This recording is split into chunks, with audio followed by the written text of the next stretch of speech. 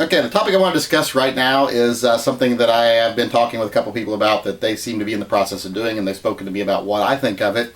And that topic is consolidating calibers. Now, I have been a little guilty of this in the past of deciding, well, I'm just going to stick to 40 and 45.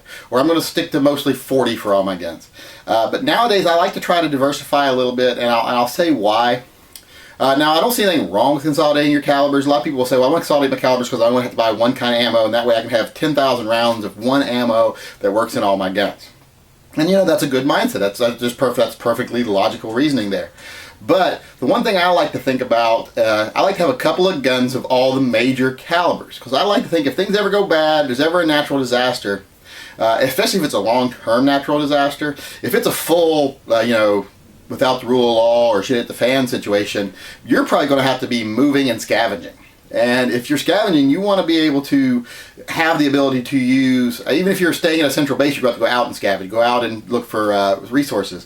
And if you go out and you find, you loot, for lack of a better word, this abandoned business, and you find, 800 rounds of 40 caliber ammunition, and all you have is 9mm at home, well, what good does it do you? Doesn't do you any good. If you've got 10 guns at home and you run out of, all you have is 9mm ammo, well, that 40 is not going to do you any good, even though you have 10 guns.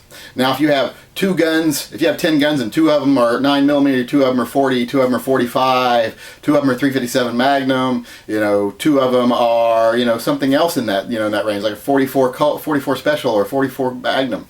If you find something, you probably can use it. Same thing with rifle ammo. Why limit yourself to just an AK or an AR when you could have both and you could use whatever ammo you find? So I don't consolidate calibers into like one set of calibers because I like to be able to use what I find if things ever go bad, or what I can find. Like even if it's not a shit hit the fan situation, even if it's just the economy has gotten bad and it gets to be where manufacturers are going out of business, or you can't find certain ammos. Like if I go to the store and every bit of 9mm is sold, and every bit of 40 is sold, and every bit of 45 is sold, and the only thing sitting on the shelf is 357 SIG, I want to be able to buy that 357 SIG ammo, come home, change the barrels in my P229 SIG, and shoot that 357 SIG ammo. I don't want to put myself in a situation where I am so limited that if I get into a tough situation, I can't use what I can find. And that's just kind of the way I feel about consolidating calibers. You might feel different. Like I said, it's totally logical to think the way you said, the way some people say, if I want to have every gun the same so I can just stock one type of ammo.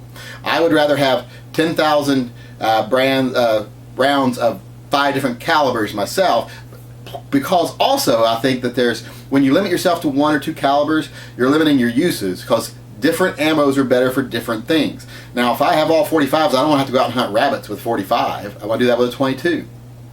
I don't want to have to go out and hunt deer with a 9mm.